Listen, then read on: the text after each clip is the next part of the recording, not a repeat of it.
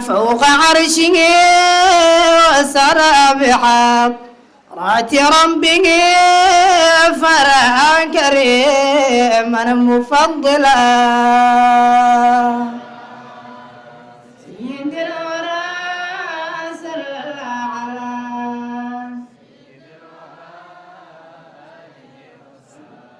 ارتقى النبي فوق عرشه وسرى بحضرة ربه فرعا كريما مفضلا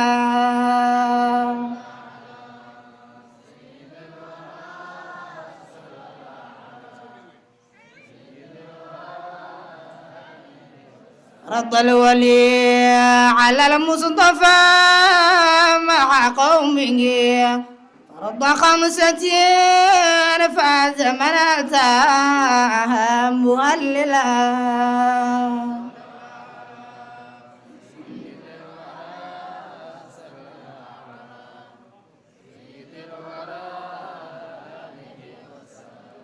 رد الولي على المصطفى مع قومه فرد 5 فاز من أتاها مهللا سيد الورى صلى الله على سيد الورى ليت خاصني باللقاء أو بالأثم تور بات قبره وبالراحة مقبلا سيد الورى صلى الله على سيد الورى ليت خاصني باللقاء أو بالأثم تور بات قبره أو بالراحة مقبلا سيد الورى صلى الله على سيد الورى الزمن أرى نور وجهه خاب من نفى خير خلقه كالخوارج الجم جملا سيد الورى صلى الله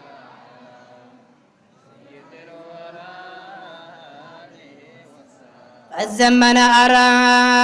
نور وجهه خاب من نفى خير خلقه كالخوارج الجم جملا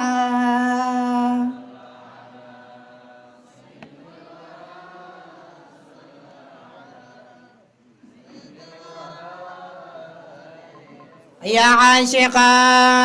طه المصطفى طالبا شفا حتى سيدا فامدحنا حبيبي المفضلا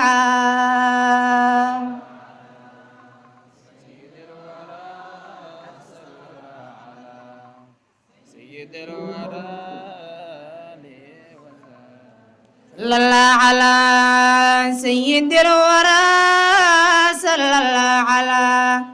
سيد الورى آله وصحبه المكملا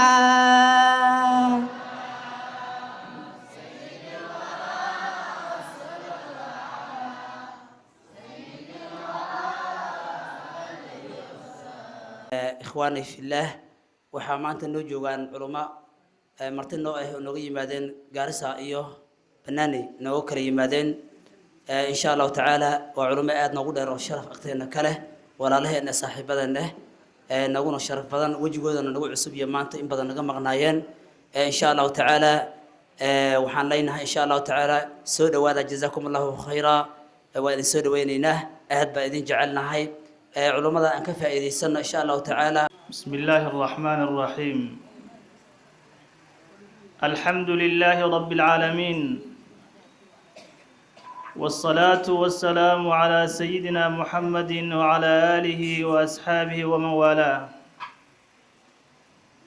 الذي ترك لنا على المحجة البيضاء ليلها كنهارها لا يزيغ عنها إلا هالك وسلك السعداء من أمته وضل عنه الأشقياء وبعد. إخواني وأحبتي في الله، أولا إلهي بامهد اسكال سبحانه وتعالى إلهي جنبو كل بيت من بيوت الله سبحانه وتعالى قرق إلهي وأماني في بيوت أذن الله أن ترفع أن يذكر فيها اسمه. mahad celintaas kadib mar labaad waxaan u mahad celinaynaa culimada magaalada joogto ee dacwada barakaysan iyo daraasada diiniga ka wado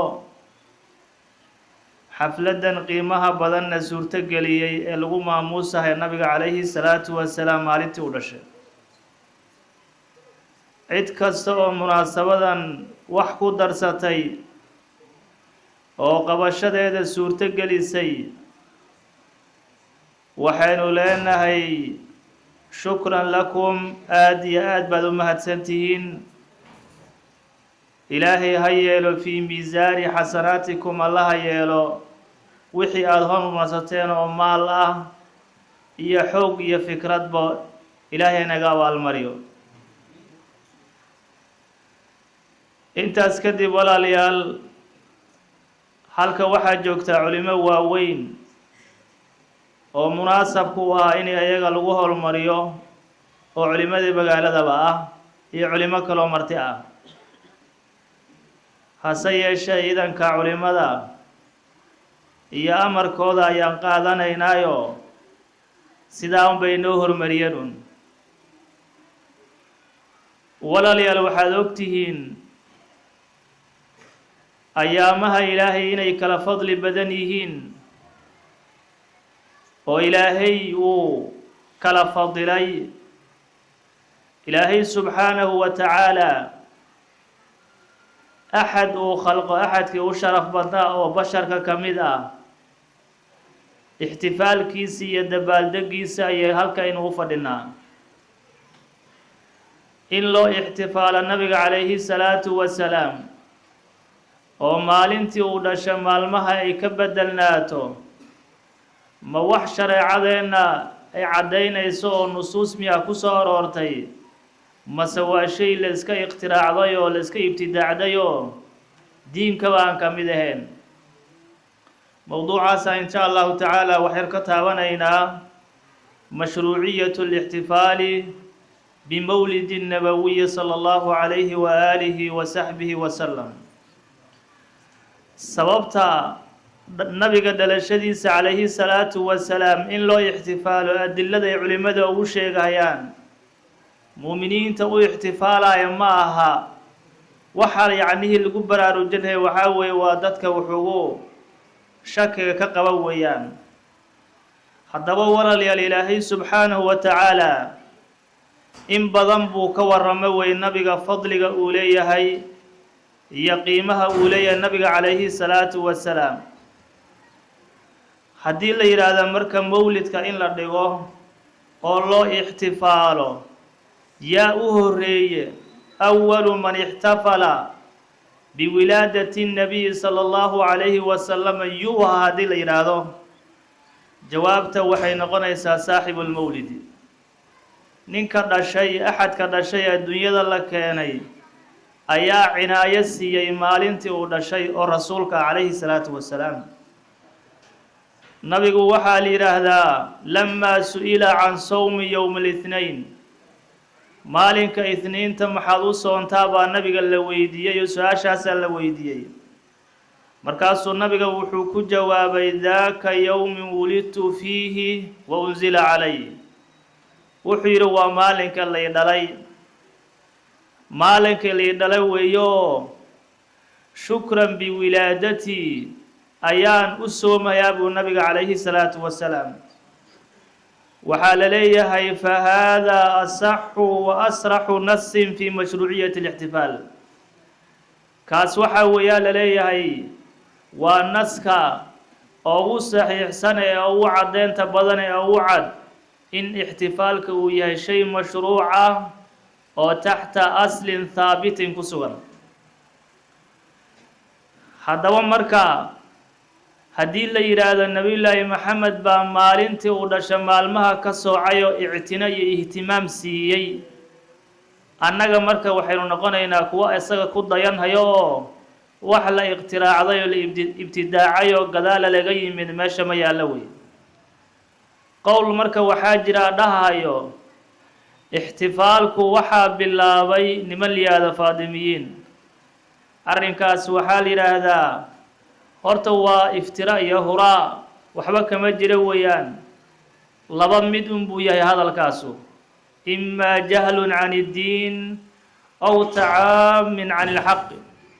inay hidde qofka sidaa odhanhayo uu diinka jahli kaga sugan yahay iyo inay xaqa la iska indhatirahay, labadaa midun wey. waxay culimmada soo guurinayaan ninka la yidhaahdo alimaamu alxaafid abilfadli axmed ibnu xajar alcasqalaani.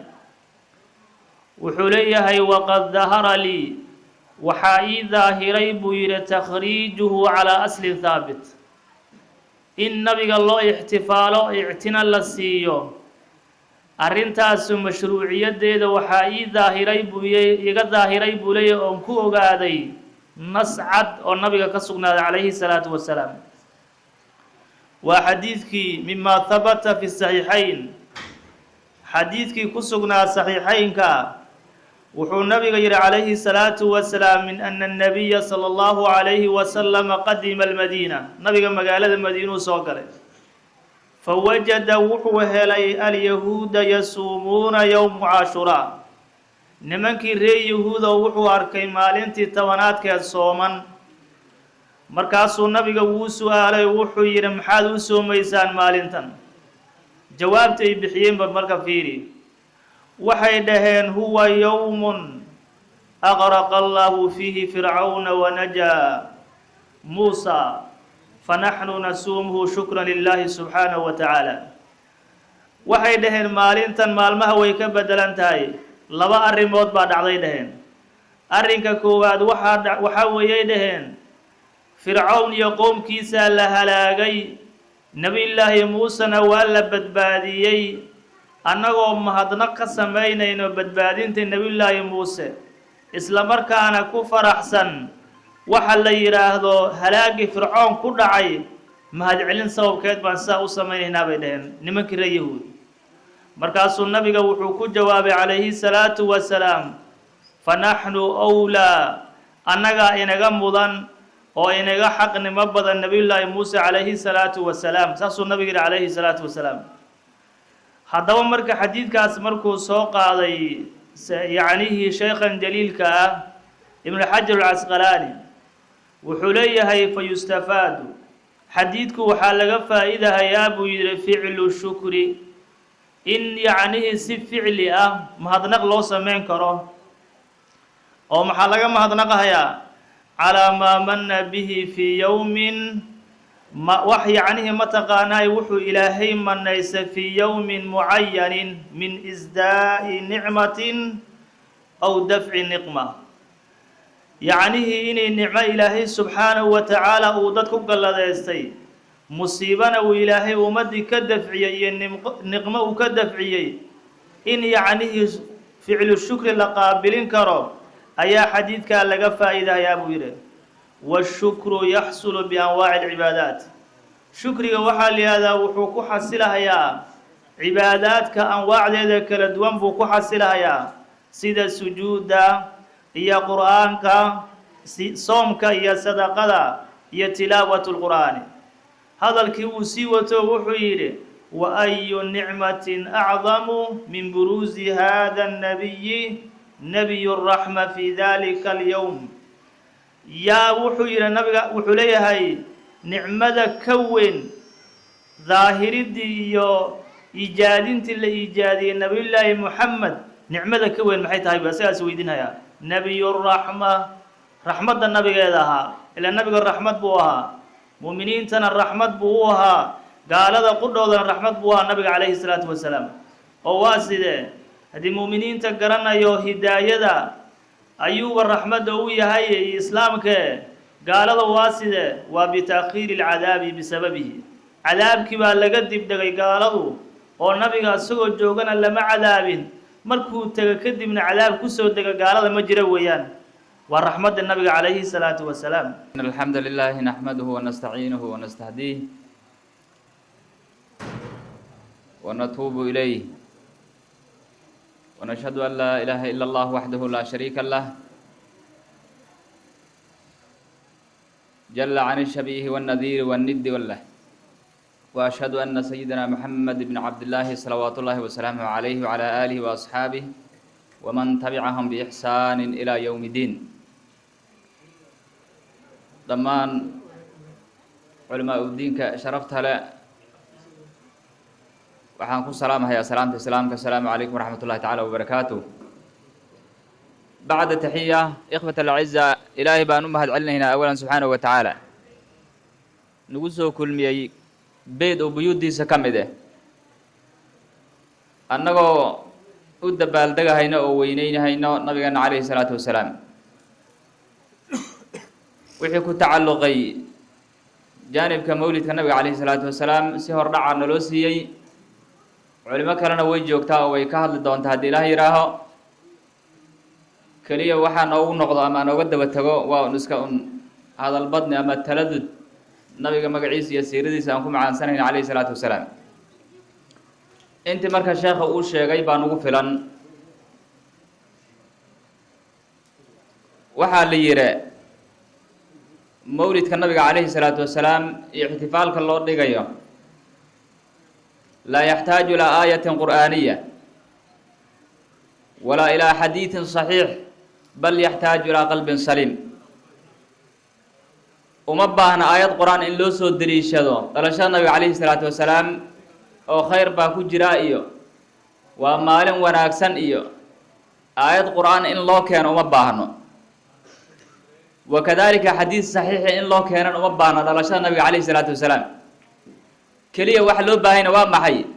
waa qalbi saliima, qalbi caafimaad qabo oo nabi maxamed jecel oo jaceylka nabiga uu ka dhabya calayhi salaatu wasalaam. intaa keliya waxa loo baahan yahay. intaa haddii la helo qaylida iyo buuq iyo sabaxanku way iska yaraan lahayd. ummadda dhan ummad nabigooda jecel bay ahaan lahayd.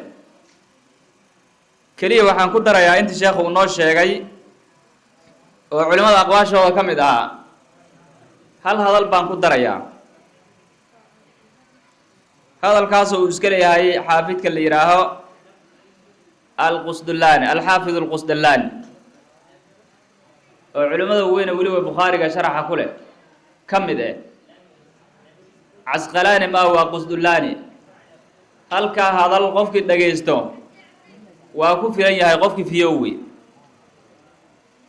wuxuu yidhi sheekhaas xaafidka mar uu ka hadlayay ixtifaalka nabiga calayhi salaatu wasalaam walaa zaala ahlulislaam ahlulislaamka kama aysan zuulin buu yidhi yaxtafiluuna bishahri mawlidihi sala allahu wasalam calayhi inay u ixtifaalahayaan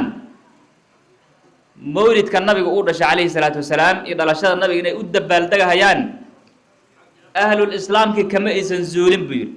bal u fiirsa sheekhu meeshu wax ka bilaabay. gaalo kama hadlin, munaafiqiinna kama hadlin, gaalo ekana kama hadlin. waxaa laga hadlaya waa maxay? waa dadka ahlulislaamka ah wey. dadka ahlulislaamka ah kama aysan zuulin salafan wa khalafan inay u ixtifaalahayaan oo u dabaaldegahayaan dhalashada nabiga calayhi salaatu wasalaam. weliba wuxuu yidhi wayacmaluuna alwalaa'im walaa'im iyo welimooyin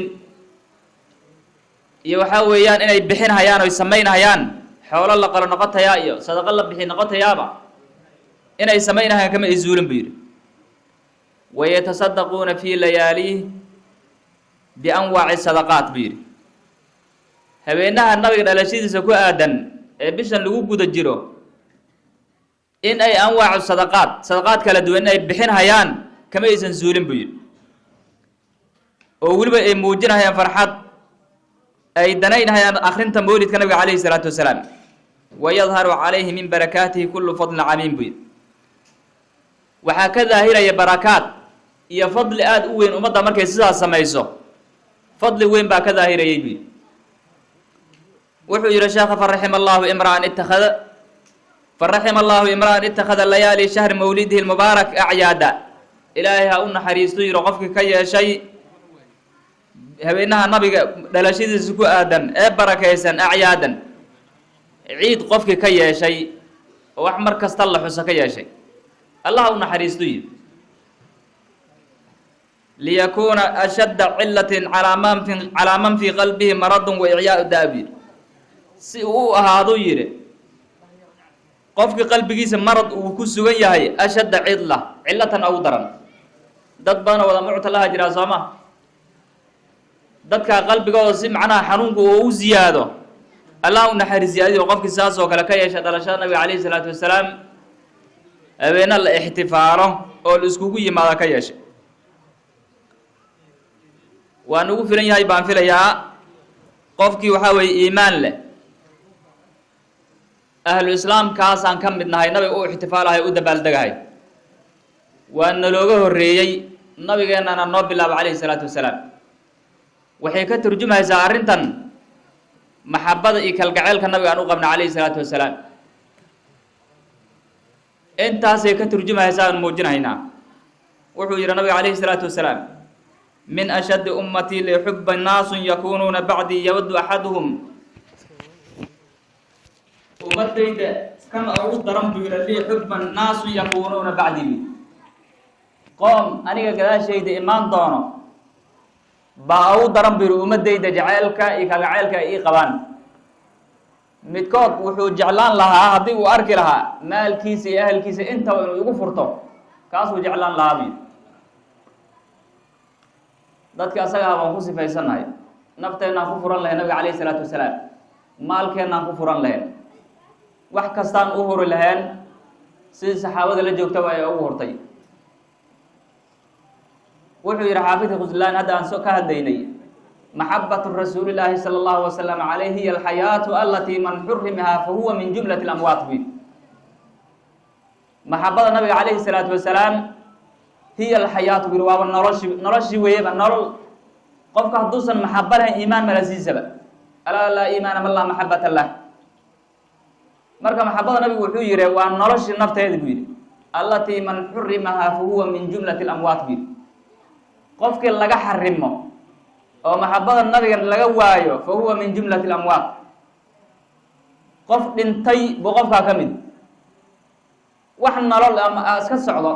oo jismi ahaan ha u socdo wax naf oo ku jirto ma jirto waxaa weye qofka noocaas oo kale maxabo kaamil allahna siiy ilaah idinkii intaan noola waan u ixtifaalaynaa waan u dabaaldegaynaa nabigna calayhi salaatu wasalaam in badan waxaa lagu celceliyaa ood arkaysaan nabiga ma samaynin waxan waa bidca waa wax lasoo darasiiyey halkaasay dhaafi la-yihiin qolyaha waxaa weye kasoo horjeedo dhalashada nabiga in la ixtifaalo ide nabiga inuu sameeyey calayhi salaatu wasalaam way iska indhatirhayaan mooyaane way iska caddahay waa xadiidkii saxiix muslimka oo hadda uu sheekha noo soo qaadaye markii la yihi rasuulbanaha calayhi salaatu wasalaam maalin kasta oo isniin waa soontaan maxaa u soontaa waa maalinkii la idhalow yidhi annaga hadda waxaan meesha u fadhina maxay tahay soo weyneyn aan weyneynahay dhalashada nabiga ma ah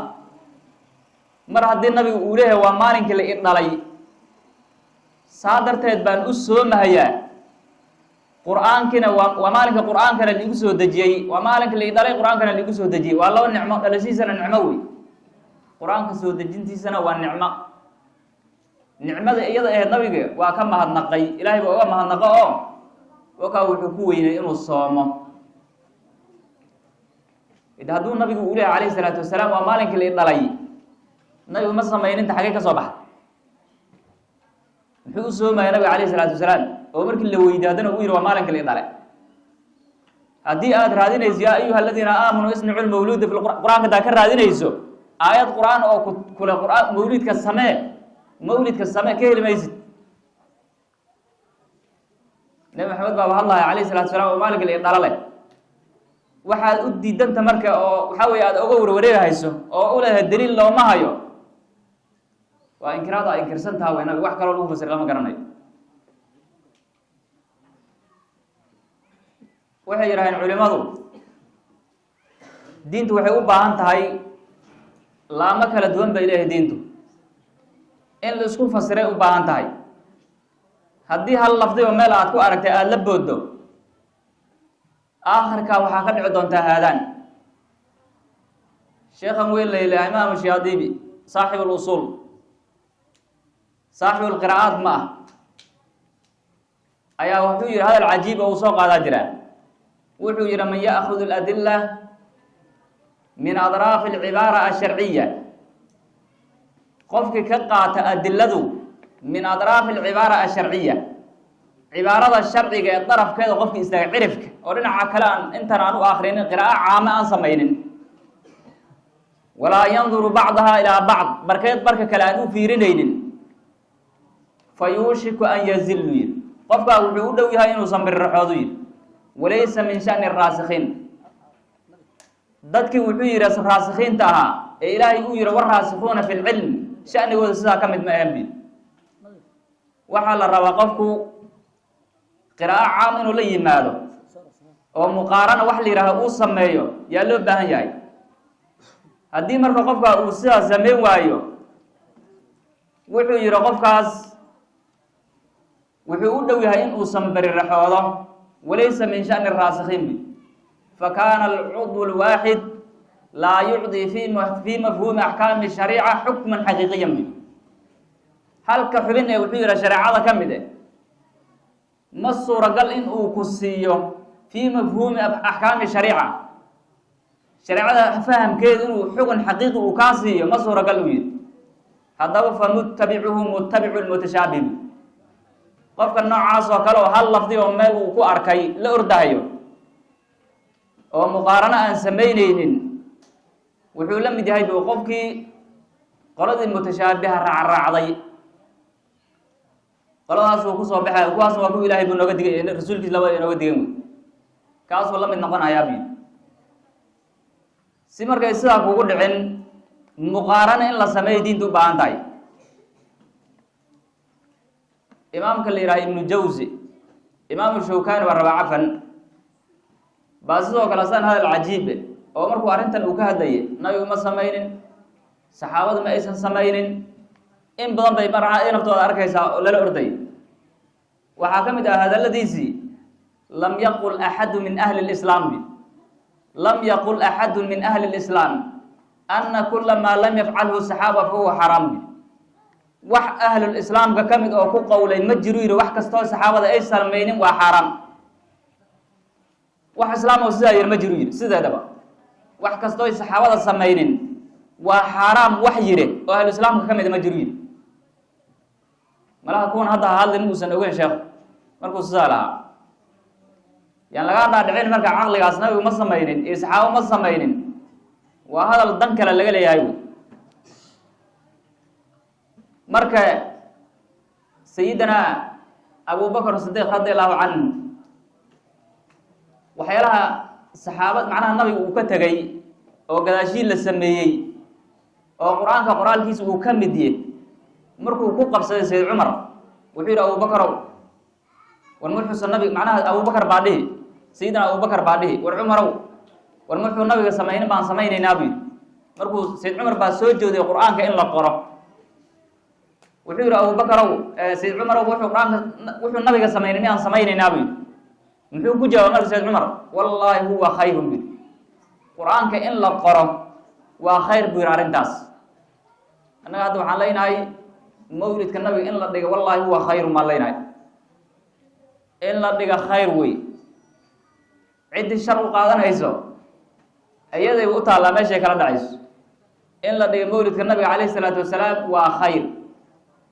jaceyl nabi baan u dhigaynaa iyo saalixiinta iyo dadka wanaagsanaa kudaysho aan ku dayanayn sheekh la dhihi jira qaynuqac yaa waxaa la yihi su-aal baa la weydiiyey cajiib aho qul lanaa can iljannati shay-an yushawiqunaa bay dhaheen qolaa waxay weydiisay su-aal war sheekha waxay dhaheen jannadu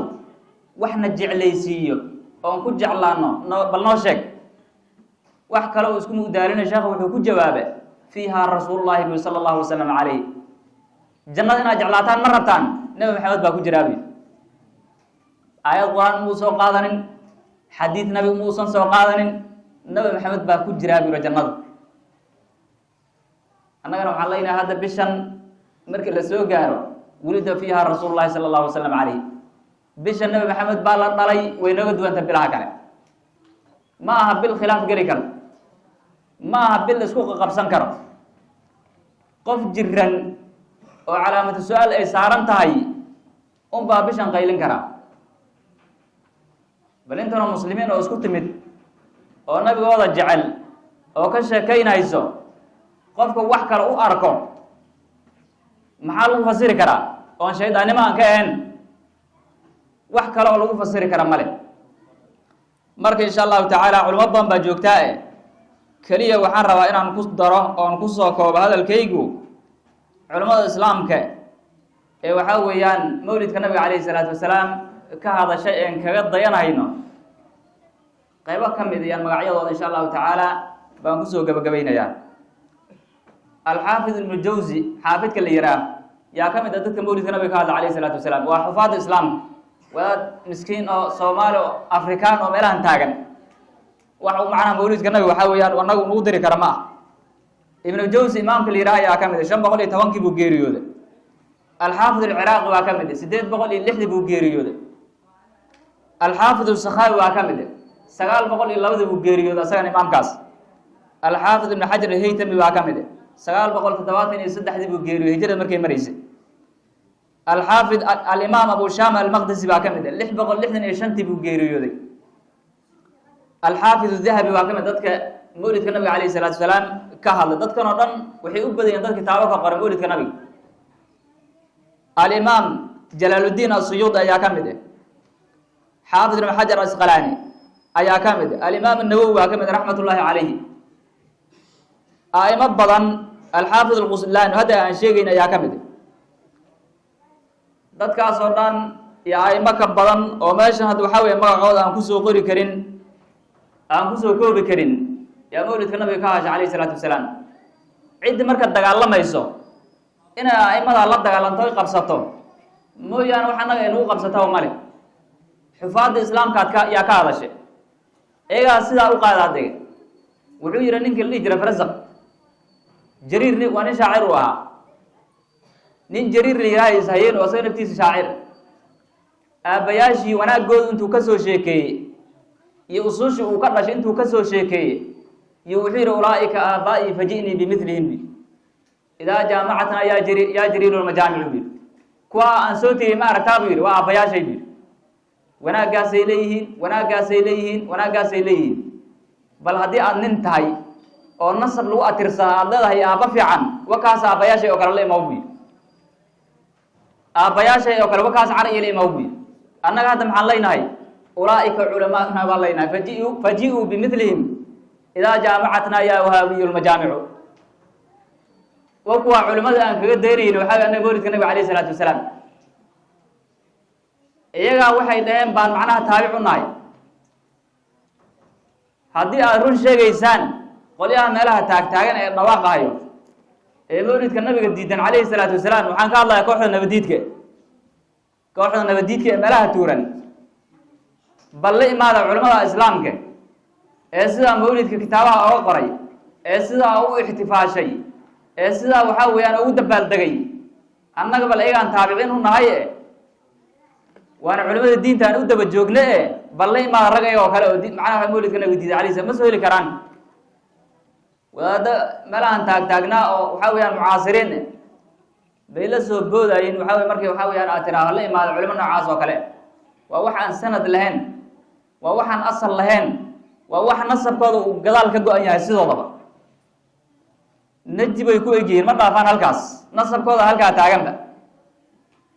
dadka noocaas oo kale wey dadka waxaa weyaan mawlidka nabiga alayh salatu salaam diidan ee wax ka sheegahayo waa dadka saas oo kale wax marka lagu mashquulo ama waxaa weeyaan la raariciyo ma aha sanad kasta waxaa weye culamada islaamka si inay uga hashaa mawlidka iyo dhalashada nabiga ummaddaa nabiga jecel baana looga sheekaynayaa iyaga meelaha la taagnaadaan waa bidco iyo waa la soo dirisiiyey iyo waqtiga oo kooban macnaha kooban awgii kaliya waxaa ka maqan lafdul bidca waxa laga wada inay fahmaan culamada islaamku waxay ka dhaheen lafdul bidca qur-aanka ilaahay naftiisa baa lafdul bidca ilaahay asagoo qolona ku caynaya qolona ku ammaanaya warahbaaniyatan ibtadacuuha maa katabnaaha calayhim ila btiqaa'a ridwaan illah famaa racawha xaqa racayatiha faatayna aladiina aamanuu minhum ajrahum wakaiiru minhum faasiquun qolada reer bani israa'iil oo laba u qaybsantay iyo ilaahay ku sheegay aayaddaas qur-aanke waxay dhisteen buy warahbaaniyatan ibtadacuuha meele ay ku cibaadaystaan oo sumcado wax noocaas oo kale ah yay ibtadacuuha bilahi iyagaa bilawduy maa katabnaha calayhim mana annagana kuma ana fardeelin wax annaga ku waajibina ma ah laakiin maxay arrintaa u sameeyeen ila btiqaa'a ridwaan illah raadi ahaasho ilaahay dalbid ay dalbahayaan bay arrintaa u sameeyeen waxay wax u bilowdeen waa kuwe waxay wax u bilowdeen waa raadi ahaasho ilaahay wixii ay dalbahayaan ilaahay markuu wuxuu yidhi famaa racawha xaqa ricaayatiha shayga hadduu bidcaye bidcoo dhanna ay xun tahay xaqu ricaayo ma yeelan karaa xaqu ricaayo ma yeelan karaa in la ilaaliyaa sax ma laakiin meesha aayadda maxay sheegtay inay ilaalin waayeen buu ilaahay ku sheegay inay ilaaliyaanna la rabay lidaalika ibnu jariir udawri markuu fasiraya aayaddaas iyo sidoo kale imaam qurdubi naftiisu tafaasiirta islaamku waxay leeyihiin ma aysan ilaalin macnaha ibtadacuuha markay bilowdeen arrinta noocaas oo kale waa kuwii saalixiintaa bay leeyihin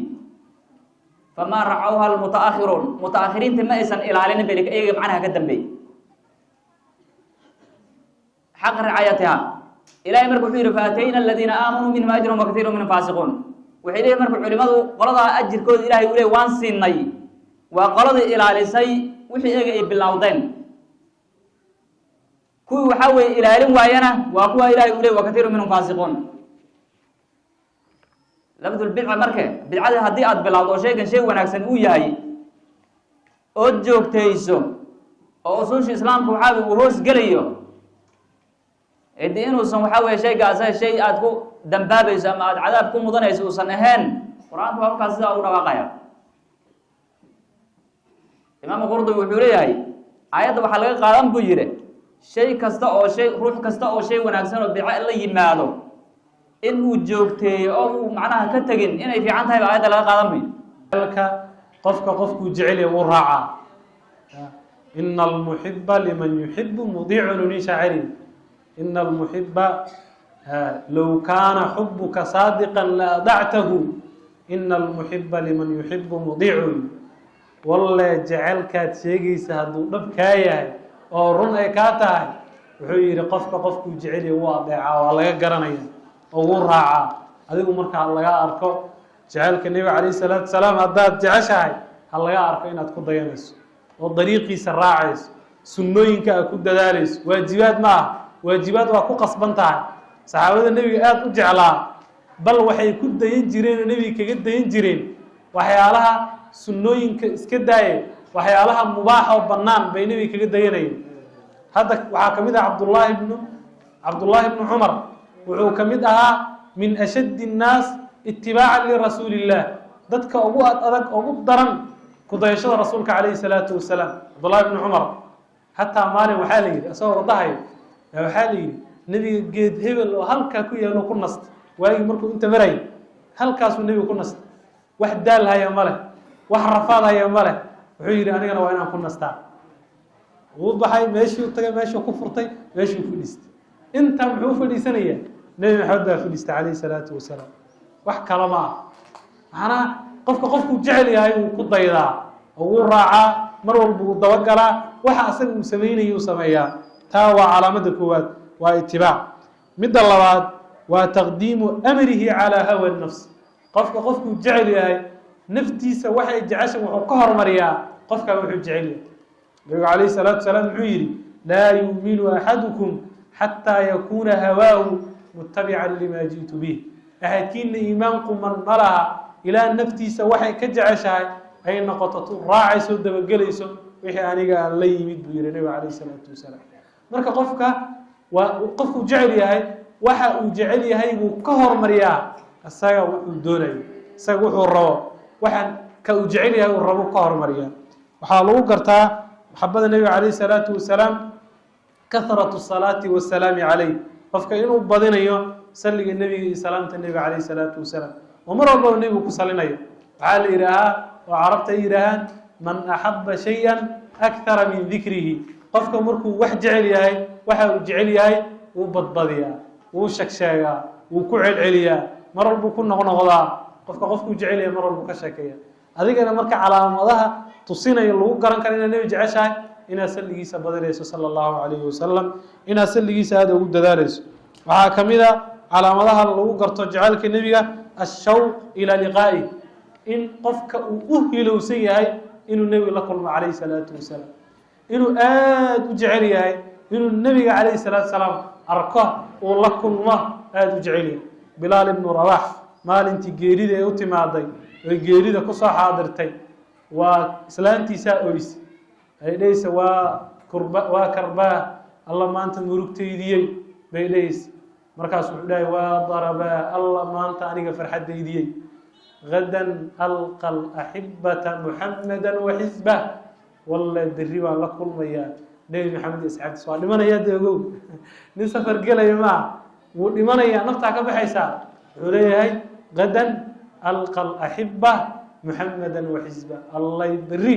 بان لكل مدونا لأن ما أنت تقول أنت والله أس بري وليه مرك نبي محمد يسعد سؤال لكل مياه صلى الله عليه وسلم مرك قفك وإنه هلو نوعه جعل أدوك ويتصلون قرنيه إن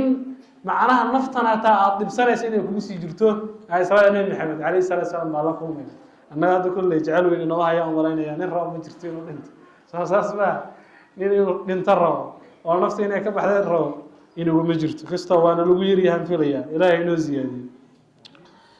محمد النبي عليه الصلاة والسلام وحياله لو قرتوا حكمنا قراءة سيرته والاقتداء به قف كأنه مرة البوا آخرين يسير النبي مرة البوا جعل يسير النبي صلى الله عليه وسلم يضيشة النبي يقولوا جعله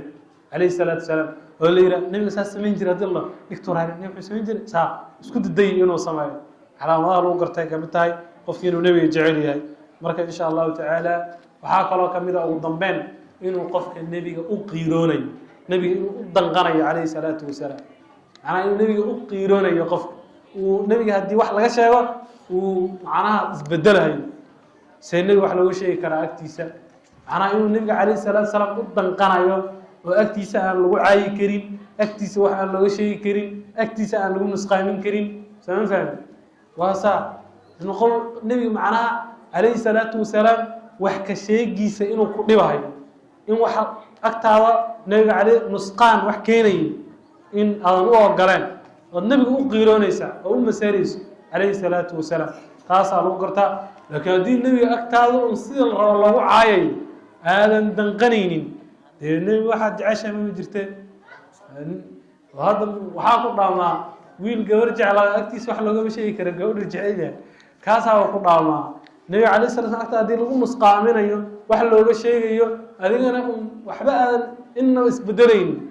حاويان ولو جرا واحد عشان لما أركض النبي عليه الصلاة والسلام أنا غيرونيس أكتر واحد لو شيء كريم أنا لو مسقامين كريم ويكون يسعد النبي وحير نسقانا كنت المامس مركا إن شاء الله هو ير بديي أنت اللي رجوان كير ديريان ومرينيا أنت سنكسو قاوينيا طه بسم الله يا مصطفى بالله جذ يا رسول الله يا جوهر الدري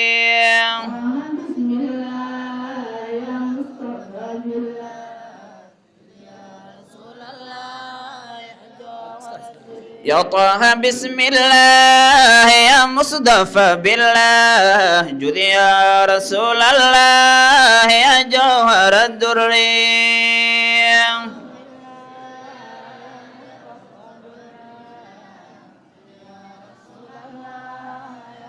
يا طه بسم الله يا مصطفى بالله جذ يا رسول الله يا جوهر الدري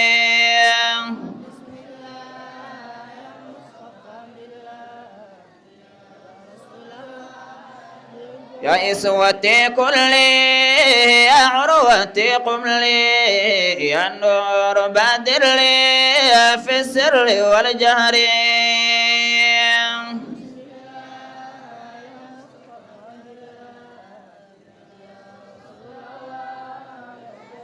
بالله فاقبل لي بالباب ادخلني في الحال لاحظني باليسر والنصر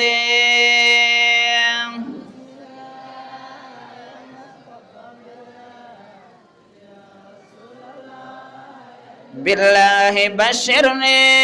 باللطف عاملني بالسر كملني في الصبح والعصر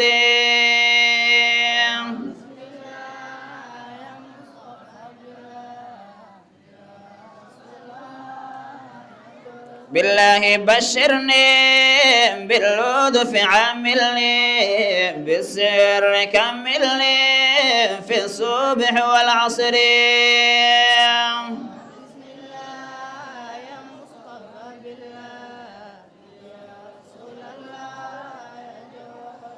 بالله ألبسني بتاج توجني بالكاس أشربني يا ما شرب اليسر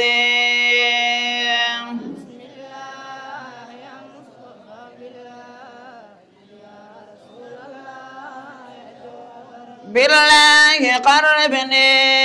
بالكشف أكرمني بالنور عممني يا منبع السر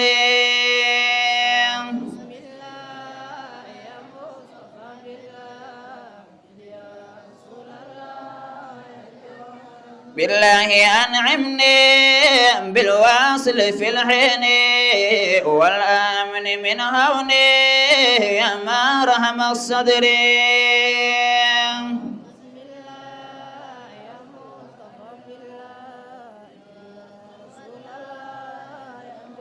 يا كامل العزم والعز والعظم كن رافعا همي يا منتهى القدر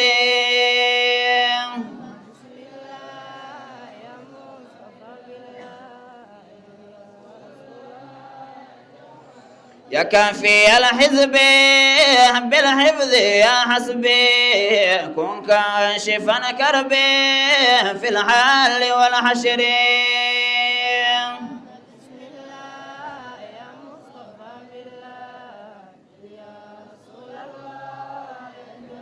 يا يسوة الحسنى يا عصمة الأسنى بدر لمن نثنى يا دائم النصر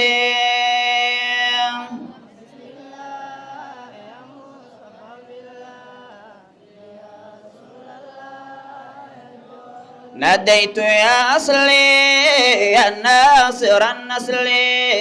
كن سامعا قولي يا قائد الغر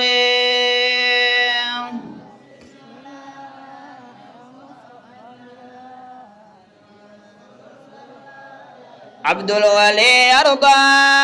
يا طه ما ترضى يا ما رحم المرضى من علة العسر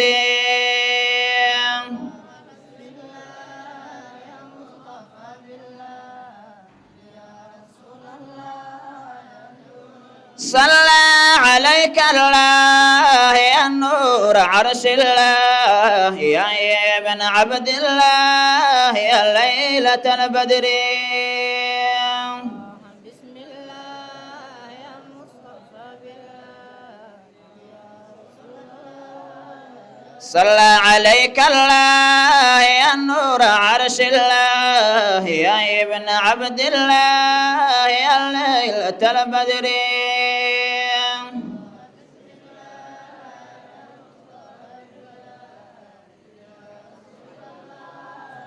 والآل والصحب والغوث والخطب من قال ذو جذب يا جوهر الدر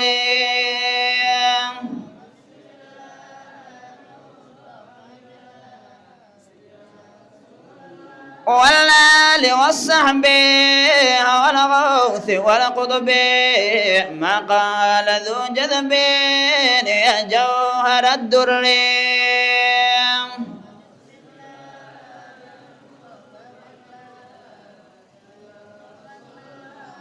يا طه بسم الله يا مصطفى بالله جذ يا رسول الله يا جوهر الدر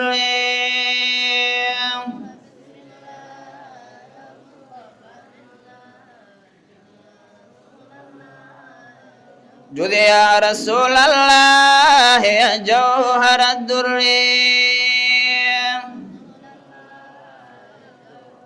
اللهم صل بعد السلام إخواني في الله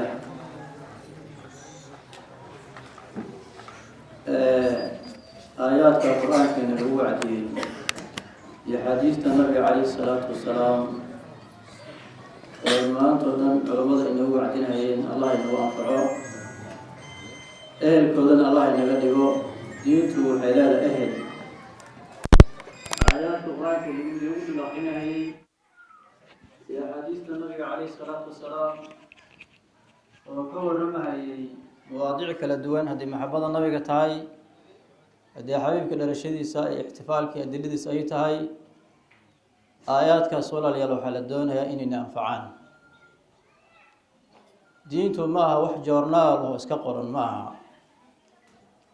دينتو وحي أقرن تاي إن راعنو oon ku cibaadaysano waxaa culimmadu yidhaahdaan markii wax lagu sheegay wacdi ah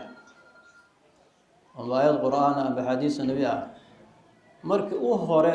ee lagu bilaabahayey saad ugu xiiseysneed saad u jecleed marka u dambeeyana haddaad u jeclaan weyso yacni ehel uma watiidu diinta ayada ah tusaale haddii hal mas'alo ah intay lagu sheego lagu celceliyo haddana mas'alada lagu celiyo mar labaad mar saddexaad lagu celiyo markii u horreysay la bilaabayay markaad u dambayso isku sibaa la rabaa inaad u tacdimayso markaasaa waxaad noqonaysaa ehelkeeda noqonaysaa falilaahi alxamdu walminna ilaahi waa mahad iskale maanta waxaan iskugu imaanay calayhi salaatu wasalaam nabigeena dhalashadiisa kulli isku imaadku waa fara badan yahay siyaasad baan iskugu imaanaa soo maaha qalinjibin qur-aan baan iskugu imaanaa laakiin maanta maxaan iskugu imaanay nabillaahi moxamed calayhi salaatu wasalaam maalintuu dhashay nabigu waa nicmatun min allaahi wey nicmooyinka ilaahayna siiyey wain tacudduu nicmat allaahi laa tuxsuuha nicmada ilaahay inaad tirtirisaan haddaad damcada ma koobi kartaan fartaa keli nicmada ilaahay yacni qiimaha ay ku fadhido yaa fartaa keli xamdigeed ma goyn kartid wax ka weyn iska badaawo abuurkan lagu abuuray waa nicmatun min allah caqliga lagu siiyey waa nicmatun min allah araggan lagu siiyey waa nicmatun min allah cilmiga iyo aqoonta lagu siiyey waa nicma cuntadan iyo raashinka kala duwan aad cunays waa nicmo hawadan adduunka ilaahay kugu nooleystay iyo raaxadan aad ku noosho waa nicmo nicmada ilaahay lama goobi karo nabigeena marka nicmooyinkiina la siiyey islaamnimadu waa nicmo iyo iimaanka aan haysano nicmooyinkii ilaahayna siiyey nicmada ugu weyneyd weeyaane wa amaa binicmati rabbika faxadith nicmada ayada had baan maanta ka sheekeynaynaa ilaahay baan u shukri naqaynaa waxaan alxamdu lilahi rabbi alcaalamiin nabigana waxaan leenahay jaza allahu cana jazaaka allahu cana khayra aljaza baan leenahay maxaa yeele nabiga abaalku inoo galay ma koobi karno diintan aan wax ku nahay jannada ilaaheeda maqasheen ku diyaarsan tahay wax cilna ayna arag dhegna ayna maqal qalbi ibni aadanna aan ku soo dhicin waxa yani jannadaas intaa qiimaha la dhan waxaad ku heshay waa nabi laahi moxamed sababtiisa calayhi salaatu wasalaam marka nabiga waa bashar laa kalbashar waa bini aadanna maaha bal huwa yaquutun bayna alxajar tusaalaha nabiga calayhi salaatu wasalaam inta annaga ka koobannahay ka kooban yahay haddii aan madax qabno haddii aan dhaga qabno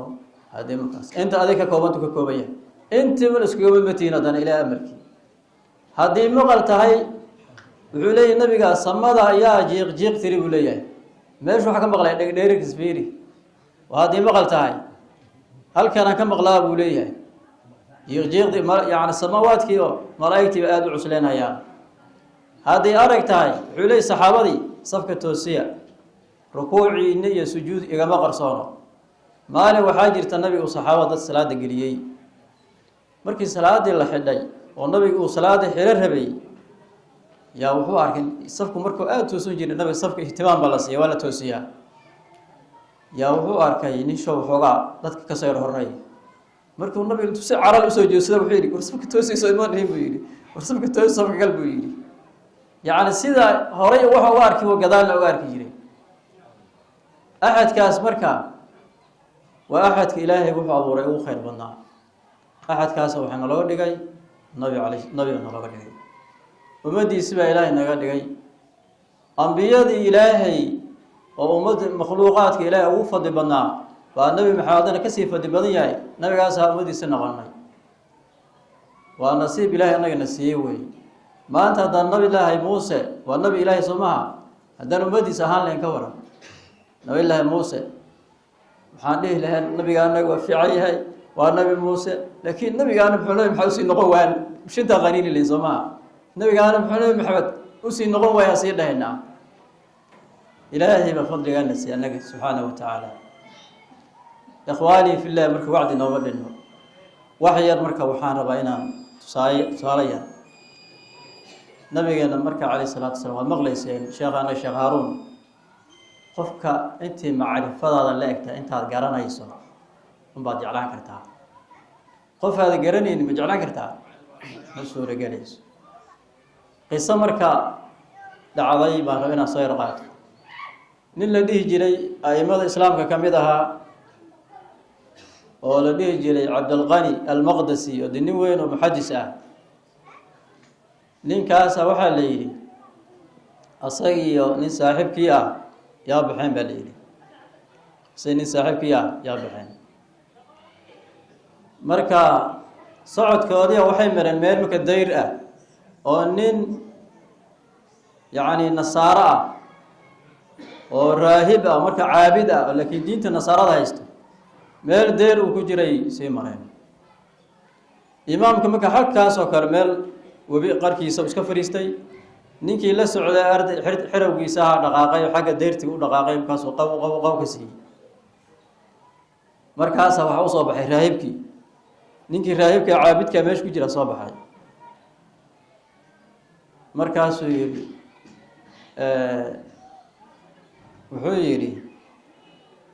maxaad ahayd buu yidhi muxuu yidhi maa diinuka buy oga bilaabay diintaadu maxay tahay buu yidhi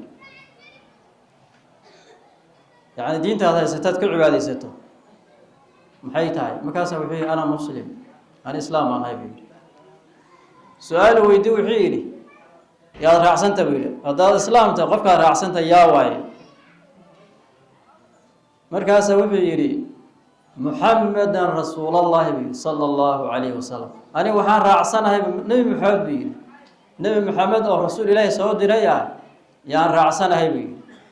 su-aalu weydiye wuxuu yidhi udkur lii nasabahu waxaalahu waxa wax yar iga sheegtaa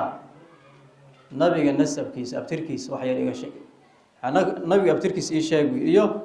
xaalkiisa xawaashiisa iga waran markaasuu garan waaya ya haddii maanta hadii lagu weydiiyo le nabi maxamed abtirkiisa sheeg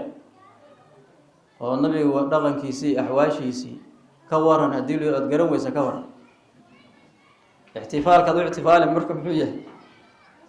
qofaa garanaynin baad uqaylinaysaa maxamed ood ukaysaa so ma garanaysa marka ninkii sheekhi uu ku laabtay cabdiqani oo halka xaafidku halkaa fadhiyo ku noqday ninkaas saasuu leeyahay u yidhi intaas su-aashaas weydiiyey oo nabi nasabkiisana u weydiiyey xawaashiisana waxoogaa warsaday imaamka waxoogaa usoo sheegaa le markaa saa ay saa ku dhow nabiga nasabkiisaa waaya maxamed bin cabdillahi dhaho kaas uu soo sheegay uu soo dhaqaaqay marka uu imaado markaas uu ku yiri nasabka nabiga waa noocaas bi uu sheegay axwaashiisana saas iyo saas bi hadii markaas warkan aad ii sheegayso adiska ma lihid warkaan adiga ma lihid ninka sheekha ninka sheekh halka fadhiyo ee warka ku soo sheegay sheekhana waxa leeyahay ninka raahimka sheekh uu warkaayba ninkii raahimka uu soo dhaqaaqay markaas wuxuu u imaaday sheekhi ba marka waxa uu sheegay axwaasha nabiga uga sheekay kaleey salaatu wasalaam uu uga sheekay nabiga abtirkiisa uu sheegay kaleey salaatu wasalaam taariikhdiisa uu uga akhriyay axwaashiisa uu uga sheegay bas ninkii meesha ku islaamay waliba islaamnimada wuxuu leeyahay islaamnimadiisina way wanaagsanaatay markaas buu sheekhu wuxuu qoray kitaab siira oo mukhtasar siira iyo imaamka qoray taas marka waxaan ka wadnaa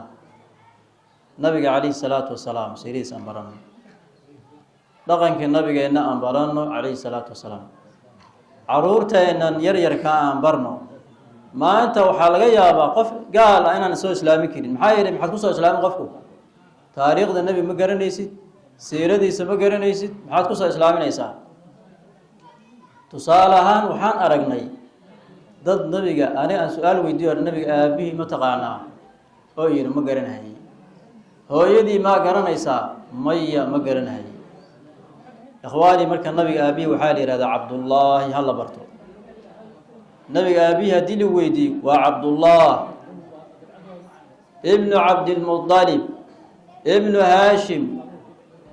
oo yaani waxa la akhriyo awaha nabiga waxa la xifdiyay ilaa 20 oo kale ilaa 20 oo wax u dhow yaa la xifdiyaa oo culimada si Bukhari kale imaam Bukhari warinaya wali waa la xifdiyaa bali abtirka nabiga waxaan abtirka nabiga kamid ah khasaa'istiisa qofka abtirka nabiga xifdiyay loo baali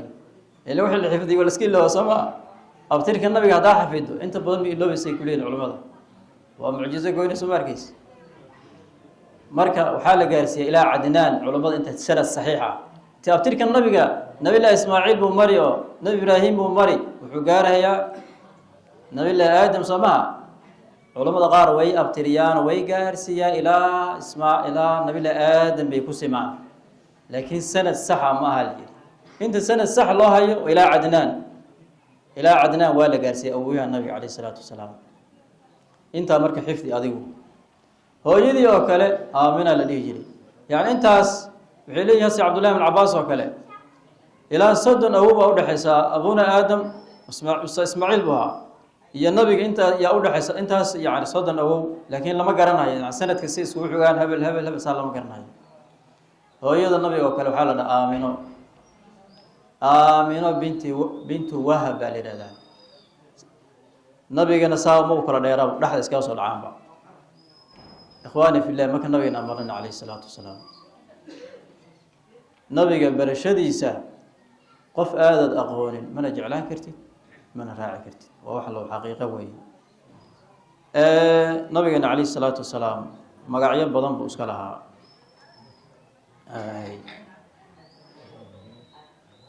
ninkii la yiraahdo Jubayr ibn Mud'im wuxuu warinayaa wuxuu yiri qaala rasuulullaahi sallallahu alayhi wasallam rasuulka wuxuu yiri ana Muhammadun aniga waxaan ahay Muhammad magaciisa nabiga aniga waxa la yiraahdaa Muhammad wa ana Ahmad waa la yiraahdaa nabigeena Muhammad waa la dhihi jiray Ahmad waa la dhihi jiray hadii markii Muhammad lagu leeyahay anagu maxaan dhahnaa Muhammad baan dhahnaa Muhammad anagu Muhammad baan naqaan Allahumma salli ala Muhammad wali sabarka ala Muhammad ما منك ولا كذا هذا محمد ترى نبي محمد مسلم وح آخر غلط وي اللهم صل على محمد منك كذا يعني مرك النبي كان محل يجري محمد اسمه دي سكمي تاعي وحاكلوا اللي يجري أحمد وحوك يقولوا النبي يجري وأنا الماحي أنا الماحي بان هاي كي ترتره هاي بانا الذي يمحو الله بي الكفر قال لماذا أنا اللي قلت ربي قال لماذا اللي النبي عليه الصلاة والسلام وحنا الدين لا قوانين أو ذاتك جاهل إسكاس سبينين فالنبي صلى الله عليه الصلاة والسلام مركز الدين تشاعي markaasuu diintii dadka gaarsiiyey. marka anigu waxaan ahay maaxi, magacii waxaa ka mid maaxi, kii waxaan ahay buu yidhi dunuubta kii lagu tirtirahayba, macnaha gaalamada kii tirtirahaya, gaalamada lagu tirtirahaya baan ahay. wa ana alxaashir buu yidhi, aniga xaashir, magacii waxaa ka mid xaashir, oo magacii nabi maxaa ka mid xaashir,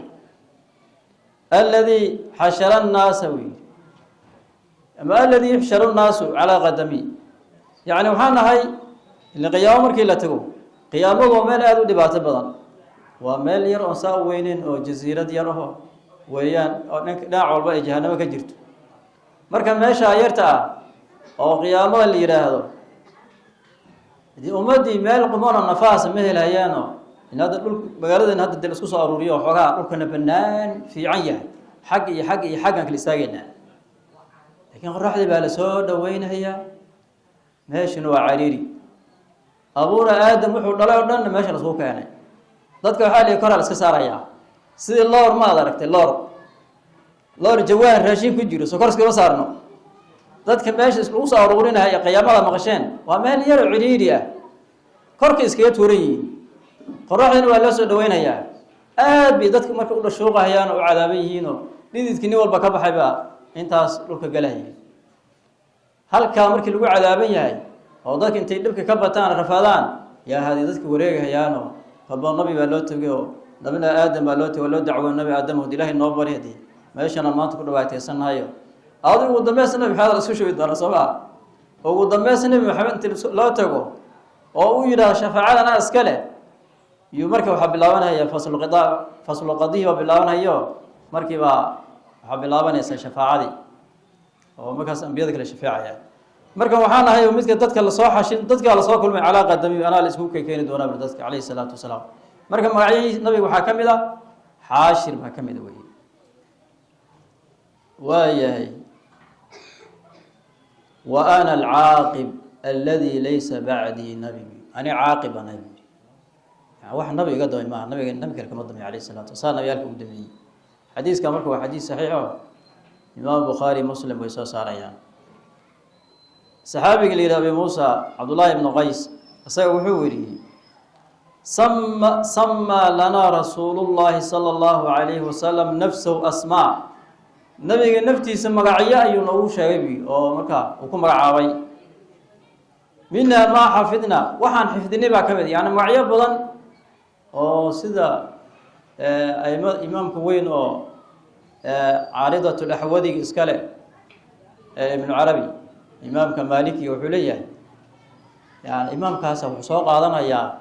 wuxuu yidhi dadka suufiyada bacdigood waxay yidhaahdeen lilaahi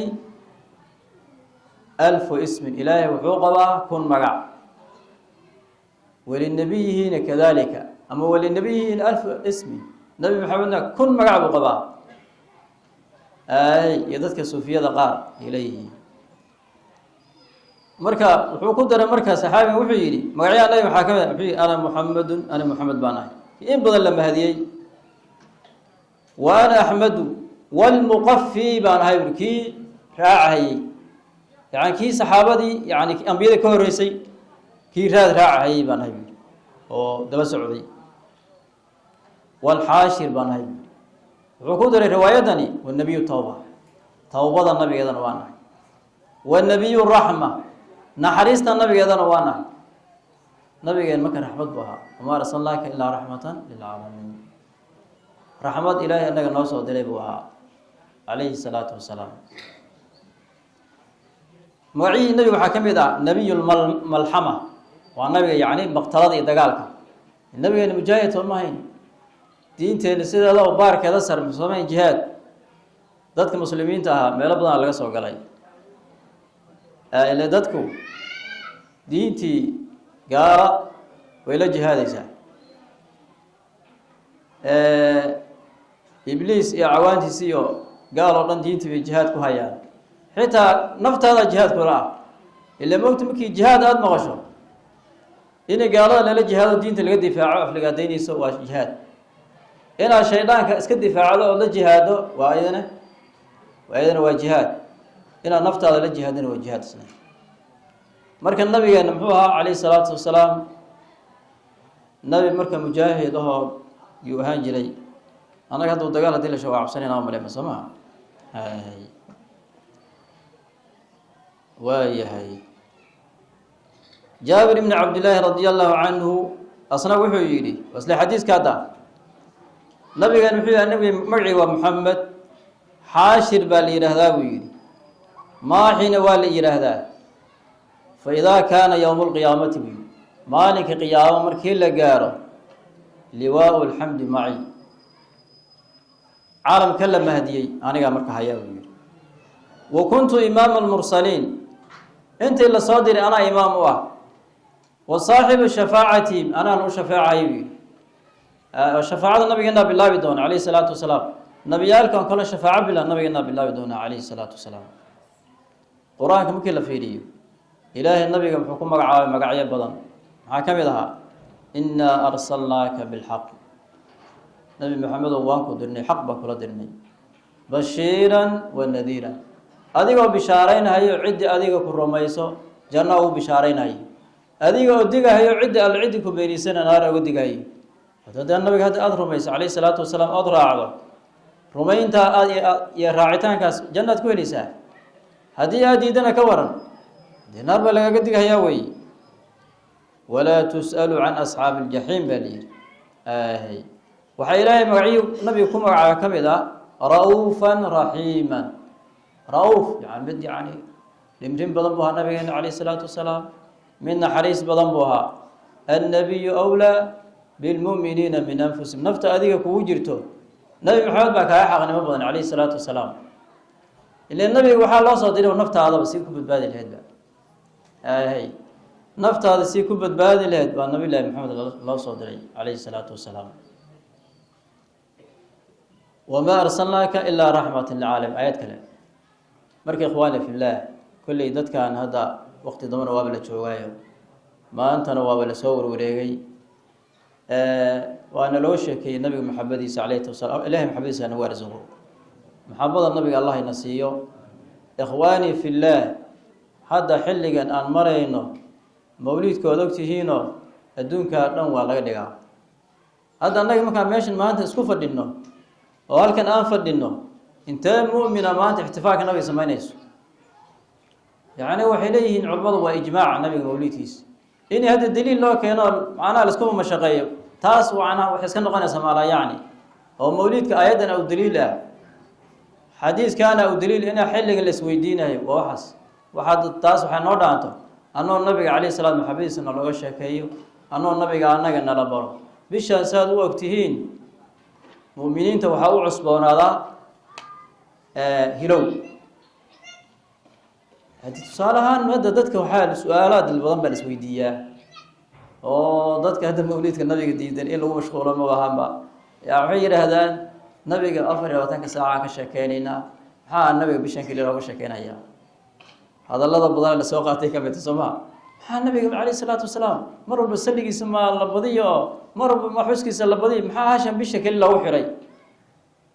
kulli hadalka waa hadal iska faariqa hada tusaale ahaan culimada anada waxay yidhahdaan likulli maqaamin lahu maqaal meel kastoo la taagay hadal ba ku fiican boos kastoo la joogo hadal ba iska leedahay hada tusaale xilli ilmiya hadda ramadaan joognaa ramadaan ma joogna hadda ma joogno isagoo ma sheekeyn karno oo ma dhigna ramadaanka fadligaasuu leeyahay ajirkaasaa laga helaa ninkii soomo soomka waxaasaa buriyo sooma dhihi karno haa idin ramadaanna ma joognaa maya haddii ramadaankii la gaaro ka waran marka ramadaankii haddii la gaaro sooma sii fiicnaanayso intii ayadeed oo hadda markii xilligan hadda ramadaan lagaaga sheekeyn iyo xilligaa ramadaankii la gaaray kee sheekada ramadaanka aada kugu fiican tahay haddii xilligii ramadaanka aada usi fiican tahay oo axkaamtii iyo wixii kaa burin lahaa iyo fadligii markii baa usii dheg raaricinaysaa haddana waan ka sheekeyn karnaa ogow nabigeena calayhi salaatu wasalaam mar walba waa laga sheekeyn karaa haddana munaasabaa jirto maxaa yeele nabiga markuu dhashay baan joognaa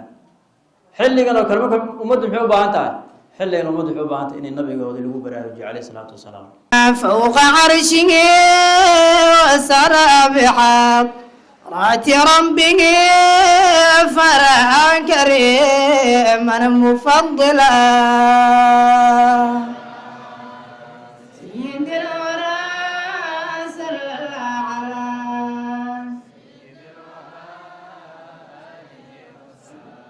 ارتقى النبي فوق عرشه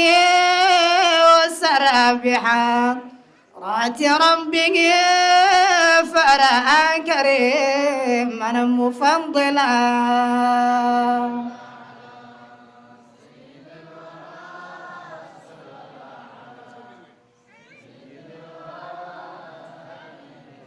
رد الولي على المصطفى مع قومه رد 5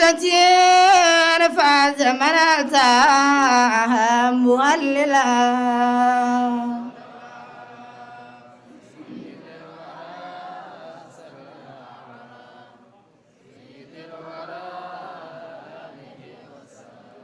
رد الولي على المصطفى مع قومه فرد 5 فاز من أتاها مهللا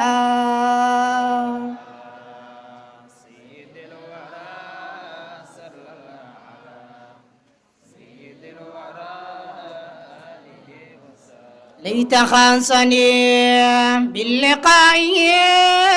أو بالأثم تور بات قبره وبالراحة مقبلا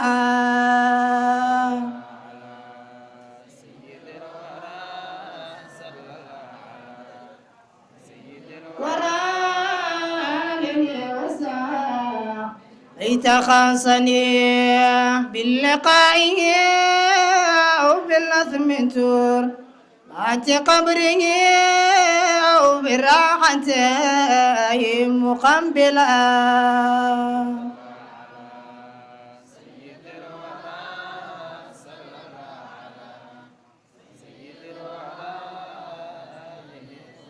الزمن أرى نور وجهه خاب من نفى خير خلقه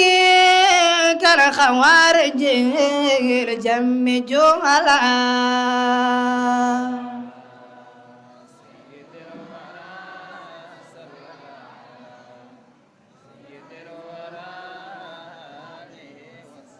الزمن أرى نور وجهه خاب من نفى خير خلقه كالخوارج الجم جملا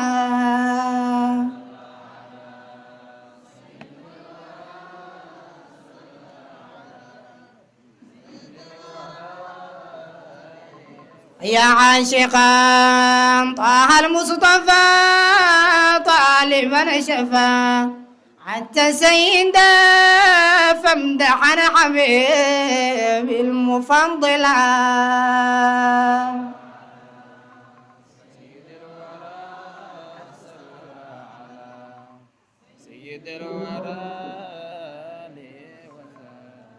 صلى الله على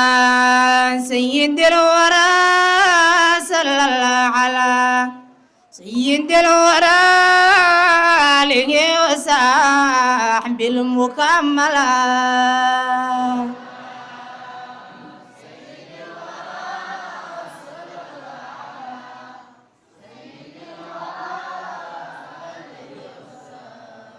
صلى الله على سيد الورى صلى الله على سيد الورى آله وصحبه المكملا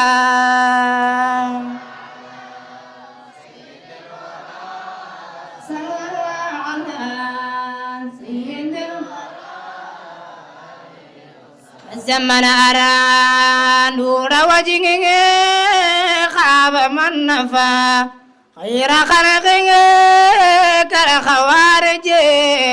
لجم جهلا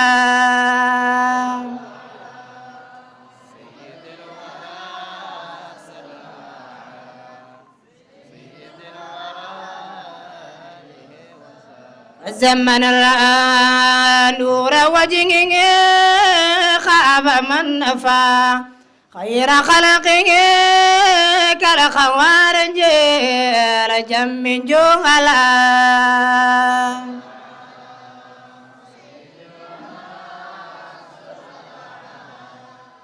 سيد الورى